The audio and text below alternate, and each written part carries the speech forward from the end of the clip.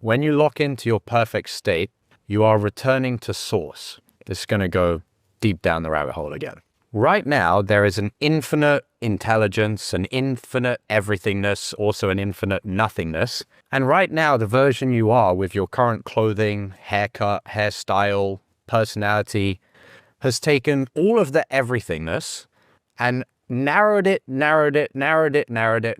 down into this tiny little fragment, which is the current version of you right now. That is the state that you're in right now. Whereas when you actually lock in the unicorn state, you are taking this tiny fragment of you and you are returning it all back to the source where you have access to everything and you are everything. Does that make sense? Is anybody confused? Because I know this is deep. Yeah. Which bit are you confused by? Okay, so there is a big soup of everything that can possibly exist. And when you experience something, and also you as being something, what has basically happened is that everythingness has been funneled down into some specific things. Specific thing, you, your personality, your clothing, this house, this ocean, this temperature. That is very specific things which have come from an infinite realm of possibilities. Does that make sense? If I go out to the ocean right now and I get a cup and I fill that cup up with water from the ocean, that water is just the amount of water that's in that cup, but that water has come from the ocean. And so the current state that you're in right now, when you're on a sales call where you're stressed, you're anxious, you have limiting beliefs, you have negative thoughts about your prospects, those are just a very tiny fragment of all possibilities that are out there.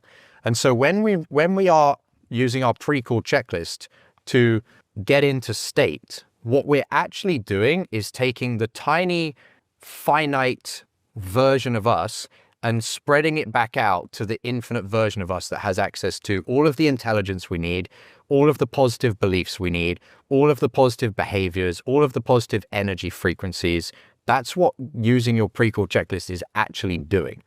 And that's why when you read your pre-call checklist, I know people like Ben have said this recently, when you actually do it and you actually use it the right way, you just are in the fucking zone on a sales call. The questions just come to you, you know what to say, the prospect opens up and it's just like, everything just happens. The reason it's happening is because you've actually taken your tiny little version of you and expanded it up back into the source. Does that make sense? Yes. I like the idea. You are becoming one with everything when you get into state. The version of you in your negative state, your bad state, is a limited version of you. The version of you in the right state is an unlimited version of you. To go from a limited version of you to an unlimited version of you, what you are actually doing is returning to source. We're all still good so far? Yeah. Okay, cool.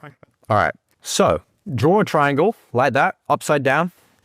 At the bottom of the triangle is the wrong state.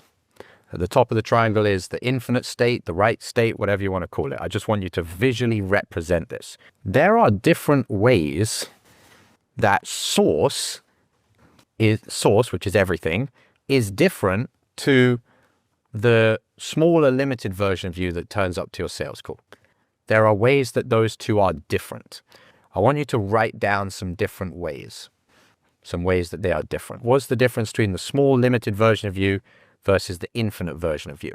Another way to look at this is the source version of you, which is not even you anymore, it's just you are everything, has divine qualities. The limited version of you does not have those divine qualities.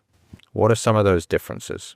When you're trying to be perfect. Trying, yep. Like, It's a good one, yep. So the limited version of you is one that's trying. The divine version of you is one that just is. There is no need to seek approval, acceptance. Bradley? I feel like when you're operating with a limited version of yourself, you have the tendency to operate. Absolutely. needy.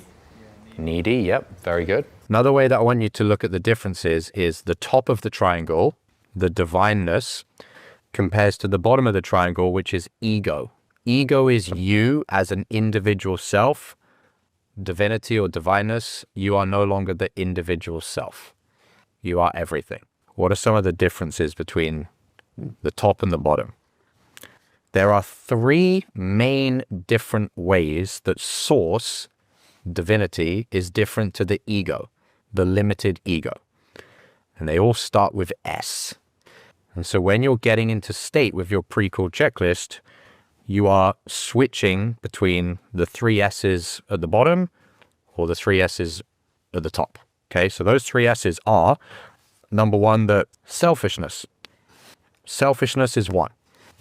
At the bottom, you are selfish. At the top, you're obviously not selfish.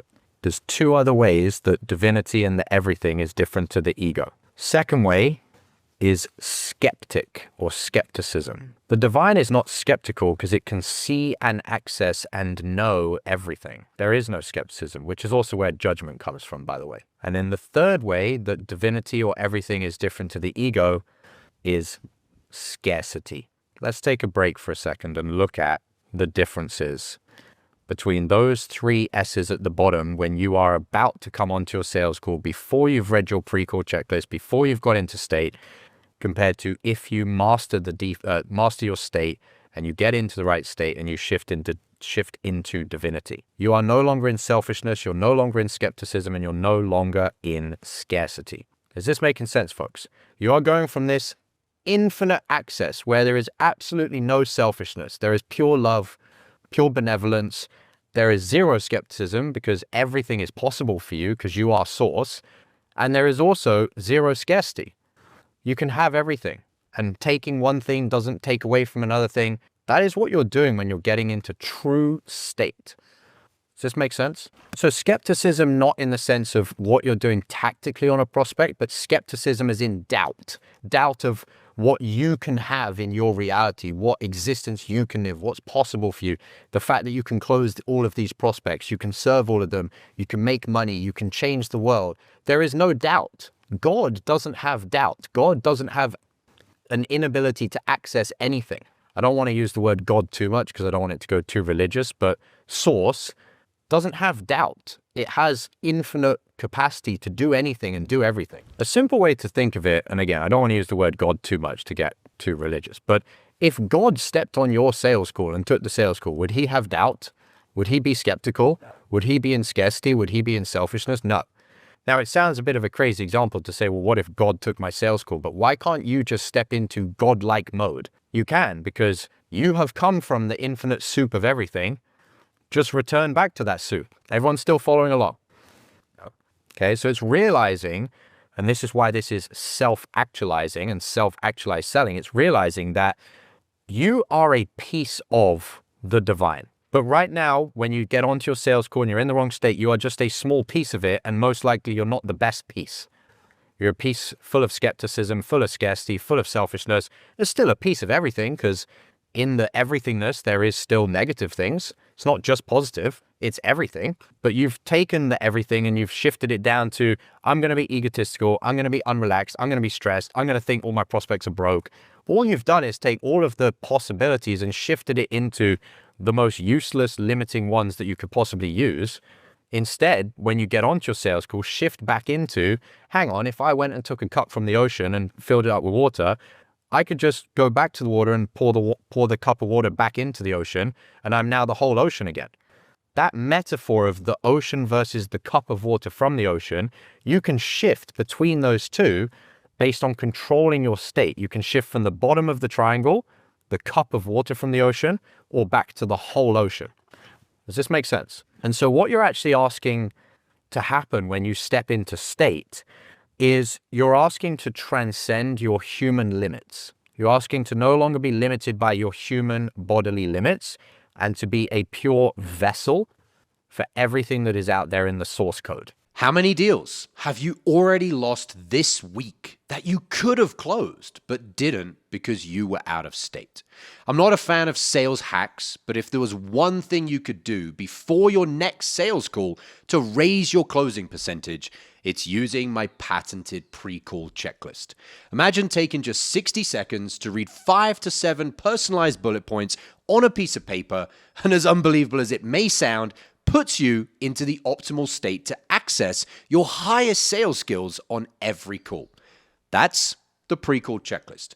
I'm going to show you how to create your own, All you need is a piece of paper and to go through the training that I'm going to give you. Thousands of salespeople have used this framework to close more deals, and you can have your own for free. No strings attached, in a matter of minutes.